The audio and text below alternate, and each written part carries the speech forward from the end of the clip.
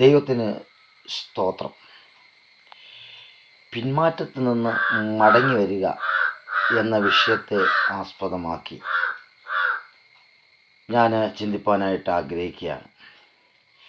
എബ്രായ ലേഖനം 6-ാം അധ്യായം 4-5 വാക്യം വായിക്കുമ്പോൾ നമുക്ക് വ്യക്തമായി കാണുവാൻ കഴിയുന്നത്, ഒരിക്കൽ പ്രകാശനം ലഭിച്ചിട്ട് സ്വർഗീയദാനം ആസ്വദിച്ചു, പരിശുദ്ധാത്മാവിനെ പ്രാപിച്ചു, ദൈവത്തിൻ്റെ നല്ല വചനം പ്രാപിപ്പാനിടയായി വരുവാൻ ലോകത്തിൻ്റെ ശക്തിയും പ്രാപിച്ച ഒരു മനുഷ്യൻ പിന്നെയും ലോകത്തിലേക്ക് ഇറങ്ങി പോകുമ്പോൾ അവനെ ഒരു കാരണവശാലും മടക്കി വരുത്തുവാൻ കഴിവുള്ള ഒന്നല്ല എന്ന് വ്യക്തമായിട്ട് ലേഖനകാരനായ പൗലോസ് എബ്രായ ലേഖനത്തിൽ വ്യക്തമായി പറയുവാനിടയാകുന്നു.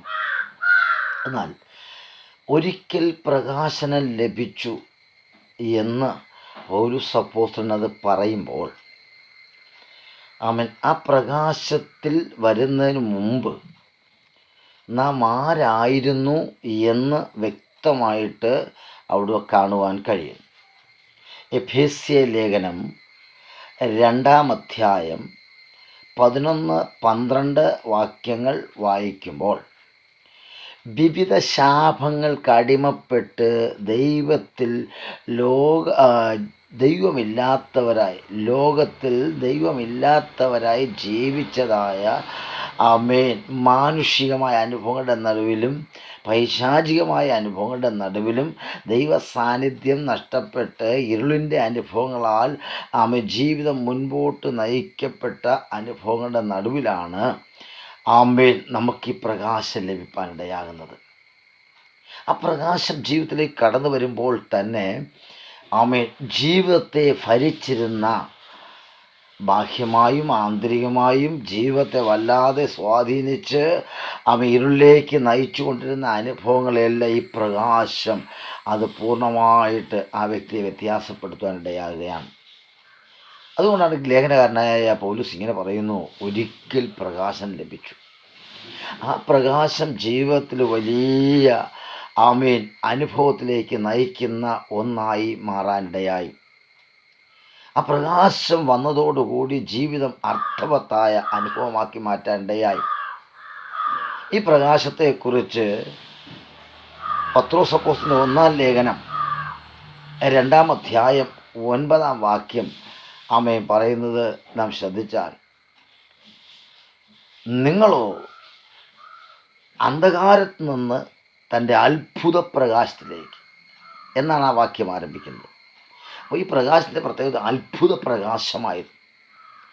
ജീവിതത്തെ ഇത്രമാത്രം വ്യത്യാസപ്പെടുന്ന അത്ഭുത പ്രകാശമായിരുന്നു. സുവിശേഷകനായ യോഹന്നാൻ 1-ാം അധ്യായം 4-ാം വാക്യം പറയുന്നു, ഈ പ്രകാശം, ഈ വെളിച്ചം ജീവൻ്റെ വെളിച്ചമായിരുന്നു.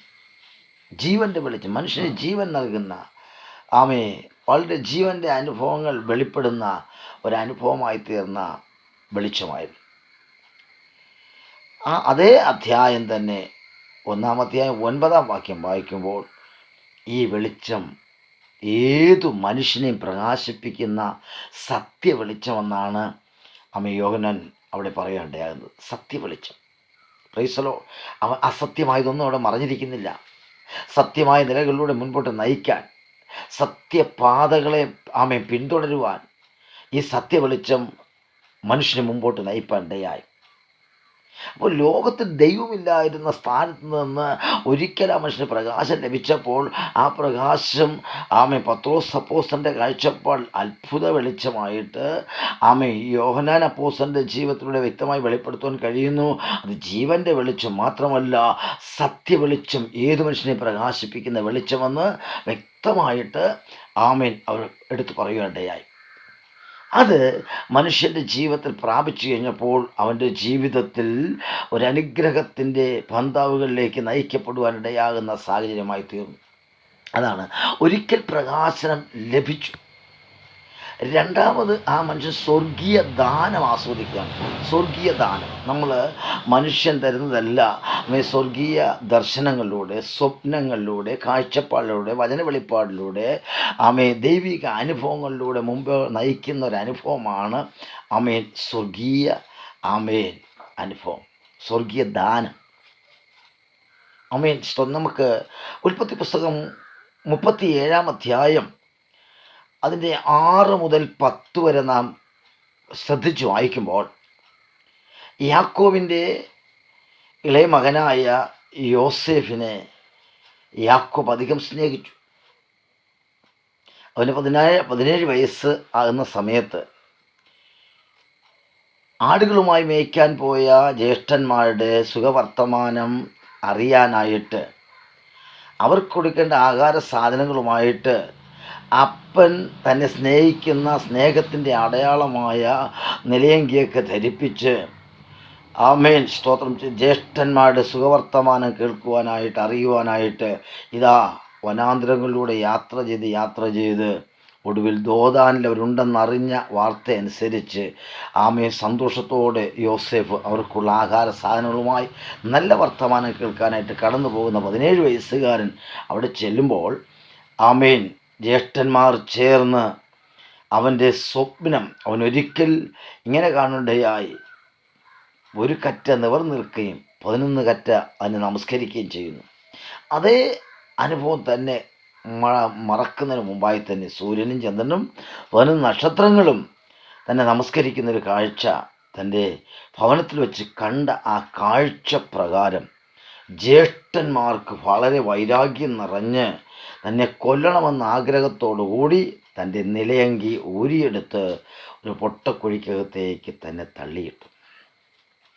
നീണ്ട 13 വർഷം ജീവിതത്തിൽ അനുഭവിക്കാൻ കഴിയാത്ത നിന്ദയും വേദനയും ഭാരവും കഷ്ടതയും ഒറ്റപ്പെടലും ജീവിതത്തിൽ സ്വസ്ഥതയില്ലാത്ത അനുഭവങ്ങളും ആയി കാരാഗ്രഹവാസം ചെയ്തുകൊണ്ടിരിക്കുന്ന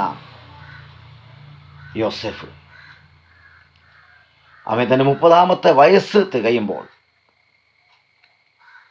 ഉൽപ്പത്തി പുസ്തകം നോക്കുമ്പോൾ 40, 41, 42 അധ്യായങ്ങൾ പഠിക്കുമ്പോൾ തൻ്റെ ഉയർച്ചയുടെ സമയം ആ സ്വർഗീയ ദാനം തനിക്ക് കൊടുത്തതിൻ്റെതായ ആ മറുപടിയായി ആ ദാനം തനിക്ക് പ്രാപിപ്പാൻ കൈപ്പറ്റുവാനുള്ള സമയമായി. തന്നെ ആ കാരാഗ്രഹത്തിനകത്തുനിന്ന് പുറത്തു കൊണ്ടുവന്ന് ഫറവോൻ്റെ ഭക്ഷ്യവും മന്ത്രിയാക്കി മാറ്റുവാൻ നീണ്ട 13 വർഷത്തെ കഷ്ടതകൾ കഴിഞ്ഞ ശേഷം തന്നെ അനുഗ്രഹപൂർണമാക്കി മാറ്റുന്ന ഒരു സ്വർഗീയ വല്ലഭനായ കർത്താവിനെ കാണുവാൻ കഴിയും. ഇതാണ് സ്വർഗീയ ദാനം. തൻ്റെ ജീവിതത്തിൽ സ്വർഗീയ ദാനം അനുഭവപ്പെടേണ്ടയായി. സ്തോത്രം. എത്ര ജീവിതങ്ങളാണ് പ്രകാശം പ്രാപിച്ചു, സ്വർഗീയ ദാനം ആസ്വദിച്ചു. പരിശുദ്ധാത്മാവിനെ പ്രാപിച്ചു. യോഹന്നാൻ സുവിശേഷം 16-ാം അധ്യായം അതിൻ്റെ 7-8 വാക്യങ്ങളൊക്കെ പഠിക്കുമ്പോൾ തന്നെ അവിടെ കാണാൻ കഴിയുന്നു. കാര്യസ്ഥനായ പരിശുദ്ധാത്മാവ് ഭൂമിയിലേക്ക് കടന്നു വന്ന് പാപത്തെക്കുറിച്ച്, നീതിയെക്കുറിച്ച്, ന്യായവിധിയെക്കുറിച്ച് മനുഷ്യന് ബോധം വരുത്തി അവൻ പാപജീവിതത്തിലേക്ക് വഴുതിപ്പോകാതിരിക്കുന്നതിന് വേണ്ടി അവനെ പരിപാലിക്കുവാനായിട്ട് ഒരു സന്തത സഹചാരിയായി പരിശുദ്ധാത്മാവ് കൂടെ ഇരുന്ന് നമ്മെ പരിപാലിക്കുന്ന ആ പരിശുദ്ധാത്മാവിനെയും തള്ളിക്കളയുന്ന അനുഭവം. സ്തോത്രം. അപ്പോൾ പരിശുദ്ധാത്മാവ് ഇത്രത്തോളം പരിപാലിച്ച് സൂക്ഷിച്ചു കൊണ്ടുവന്നിട്ട് പോലും ആ പരിശുദ്ധാത്മാവിനെയും തള്ളിക്കളയുകയാണ്. Praise the Lord. മാത്രമല്ല ദൈവത്തിൻ്റെ തിരുവെഴുത്തുകൾ നമുക്ക് നിത്യവും നമ്മുടെ കുറവുകളെ ഒന്ന് പരിശോധിക്കുവാൻ, നമ്മുടെ കുറവുകളെ നിറവാക്കി മാറ്റുവാൻ വചനമാകുന്ന കണ്ണാടി നമ്മുടെ കയ്യിൽ നൽകിയിരിക്കുക. ദൈവത്തിൻ്റെ വചനം. എബ്രായ ലേഖനം 4-ാം അധ്യായം 12-ാം വാക്യം, ദൈവത്തിൻ്റെ വചനം ജീവനും ചൈതന്യമുള്ളതായി ഇരുവായ്ത്തലയുള്ള ഏത് വാളിനേക്കാൾ മൂർച്ചയേറിയതും, മാത്രമല്ല മനുഷ്യൻ്റെ സന്ധികളെ, മനുഷ്യൻ്റെ ശരീരമായ ഉള്ള അനുഭവങ്ങളെല്ലാം സ്പർശിച്ച് ഇറങ്ങിച്ചെല്ലുന്ന ദൈവത്തിൻ്റെ വചനമാണ് ആ മനുഷ്യൻ്റെ ജീവിതത്തെ ഓരോ ദിവസവും ജീവിപ്പിക്കാനായിട്ടിടയാകുന്നത്. ആ ജീവനെയും ആമേൻ നിലനിർത്തുവാൻ, ആമേൻ ആ മനുഷ്യൻ മുൻപോട്ട് കർത്തൃ സന്നിധാനത്തിൽ എത്തുന്നവർ മുൻപോട്ട് നയിക്കുവാൻ ഈ ദൈവത്തിൻ്റെ വചനം പര്യാപ്തമായിരിക്കുകയാണ്. ദൈവത്തിൻ്റെ വചനം, പ്രൈസ് ദി ലോർഡ്. ആ ദൈവത്തിൻ്റെ വചനം പഠിക്കുമ്പോൾ തന്നെ നമുക്കാവശ്യമായ, നമ്മുടെ ഉദവിക്കാവശ്യമായ, നമ്മുടെ ജീവിതത്തിന് ആവശ്യമായ, നമ്മുടെ ദിനംതോറും മുൻപോട്ട് നയിക്കാൻ ആവശ്യമായ എല്ലാം ആ ജീവൻ്റെ വചനത്തിൽ നമുക്ക് പ്രാപിപ്പാണ്ടേയാകും. അപ്പോൾ ആ മനുഷ്യൻ്റെ ജീവിതത്തിൽ അടുത്ത് പ്രാപിച്ചത് ആമേൻ ദൈവത്തിൻ്റെ വചനം. മൂന്നാമത് ആമേൻ അതിൻ്റെ ലാസ്റ്റായിട്ട് കാണു കഴിഞ്ഞത്, നാലാമത് നമുക്ക് കാണാൻ കഴിയുന്നത് എന്തെന്നറിയാമോ? ആമേൻ വരുവാനുള്ള ലോകത്തിൻ്റെ ശക്തി. Price the Lord. വരുവാനുള്ള ലോകത്തിൻ്റെ ശക്തിയും പ്രാപിക്കുക. സ്തോത്രം. അപ്പോസ്തലനായ പൗലോസ് തൻ്റെ ആമേൻ സുവിശേഷ ജീവിതത്തിൽ മാത്രമല്ല, തൻ്റെ ആത്മീയ തലങ്ങളിലെല്ലാം ഈ ദൈവത്തിൻ്റെ ശക്തി എന്തെന്ന് തിരിച്ചറിയാനായിട്ടിടയായിട്ടുണ്ട്. 2 കൊരിന്ത്യർ 4-ാം അധ്യായം 7-ാം വാക്യം ഇങ്ങനെ പറയുന്നു, എങ്കിലും ഈ അത്യന്ത ശക്തി ഞങ്ങളുടെ സ്വന്തമൊന്നല്ല, ഞങ്ങളുടെ നിക്ഷേപം ഞങ്ങളുടെ മൺപാത്രങ്ങളിലാകുന്നു. സ്തോത്രം. വെറും മൺപാത്രങ്ങളാകുന്ന, ഉപയോഗശൂന്യമായിരുന്ന പാത്രങ്ങളായിരുന്ന നമ്മെ ദൈവത്തിൻ്റെ ശക്തിയാൽ നിറച്ച്, പ്രൈസ് ദി ലോർഡ്, മാനുഷ്യമായി പലപ്പോഴും ബലം കുറയുമ്പോൾ ദൈവിക ശക്തി നമ്മളെ നയിച്ചുകൊണ്ട് ആ കടമ്പകളെ കടത്തി മുൻപോട്ട് കൊണ്ടുപോകുവാൻ ആമേൻ ജീവിപ്പിക്കുന്ന ദൈവത്തിൻ്റെ സാന്നിധ്യവും ആമേൻ ആ വരുവാനുള്ള ലോകത്തിൻ്റെ ശക്തിയും മനുഷ്യൻ്റെ ജീവിതത്തെ ആമേൻ പിശാച് കൊണ്ടുവരുന്ന ഏത് പ്രതികൂല ശക്തികളെയും അതിജീവിച്ച് മുന്നോട്ട് പോകുവാനായിട്ട് ആമേൻ ഒരിക്കൽ പോലും പകച്ചു നിൽക്കുവാനോ ക്ഷീണിച്ച് നിൽക്കുവാനോ മടിച്ചു നിൽക്കുവാനോ ഇടയാകാതെ ധൈര്യത്തോടെ മുൻപോട്ട് ആമേൻ നമ്മെ പുഷ് ചെയ്യുന്ന ആമേൻ ആ ദൈവത്തിൻ്റെ ശക്തിയുണ്ടല്ലോ, ആമേൻ ആ ശക്തിയെക്കുറിച്ച് അപ്പോസ്തലനായ പൗലോസ് ഇങ്ങനെ പറയുകയാണ്, എങ്കിലും ഈ അത്യന്ത ശക്തി ഞങ്ങളുടെ സ്വന്തമെന്നല്ല, കർത്താവ് ഞങ്ങളുടെ ആമയെ നൽകി തന്നിരിക്കുന്ന മൺപാത്രങ്ങൾ നിക്ഷേപിച്ചിരിക്കുന്നതായ ഈ ശക്തിയാണ്. ഈ ശക്തി എന്തിനു വേണ്ടിയാണ്?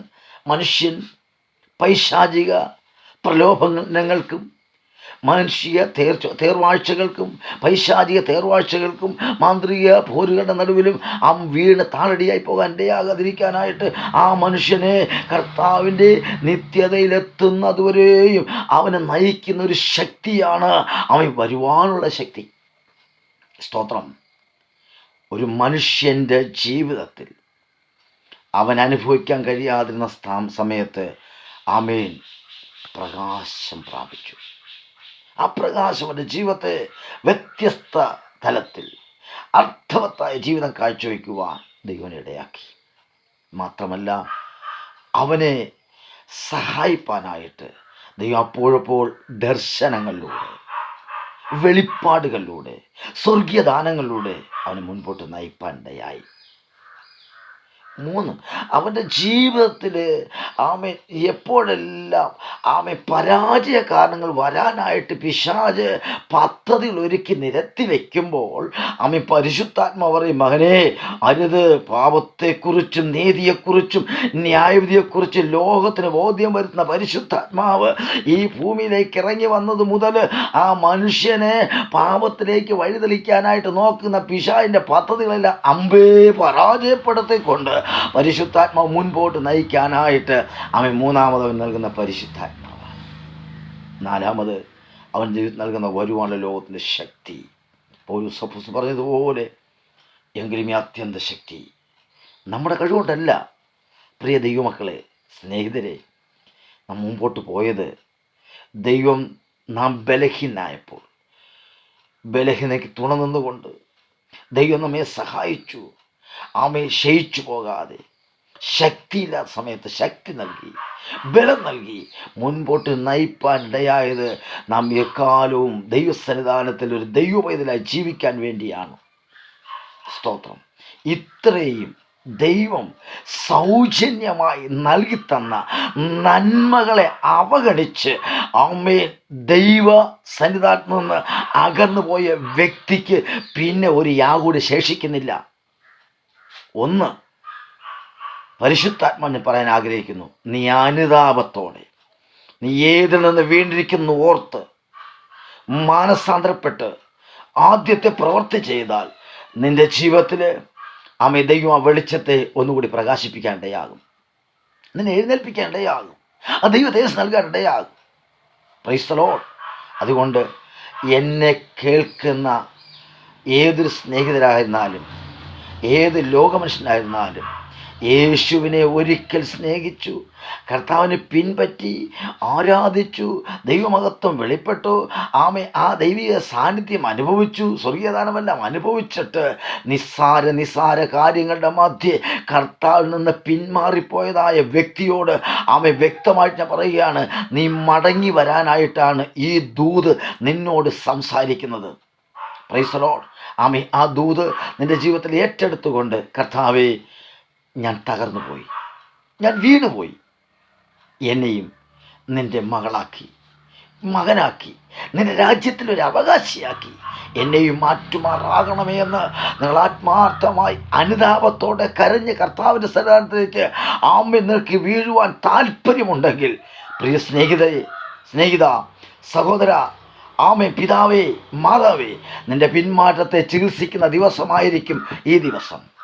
ആയതിനാൽ ആ കർത്താവിൻ്റെ പൊന്നുകരത്തിലേക്ക് നിങ്ങളെ തന്നെ സമർപ്പിച്ച് ഏൽപ്പിച്ചു കൊടുക്കുന്നെങ്കിൽ നിങ്ങളുടെ ജീവിതം പിന്മാറ്റം നിന്ന് എൻ്റെ കർത്താവിൽ സ്തോത്രം ചെയ്യുന്നു ഒരു മുൻമാറ്റത്തിലേക്ക് നയിക്കപ്പെടുന്ന ഒരനുഭവമാക്കി മാറ്റുവാൻ പരിശുദ്ധനായ ദൈവം ധന്യമായി സഹായിക്കുകയും അനുഗ്രഹിക്കുകയും ചെയ്യുമാറാകട്ടെ എന്നുള്ള പ്രത്യാശയും പ്രതീക്ഷയോടുകൂടി എൻ്റെ വാക്ക് ഞാൻ ഉപസംഹരിക്കുന്നു. ദൈവം ധന്യമായി സഹായിക്കുകയും അനുഗ്രഹിക്കുകയും ചെയ്യുമാറാകട്ടെ.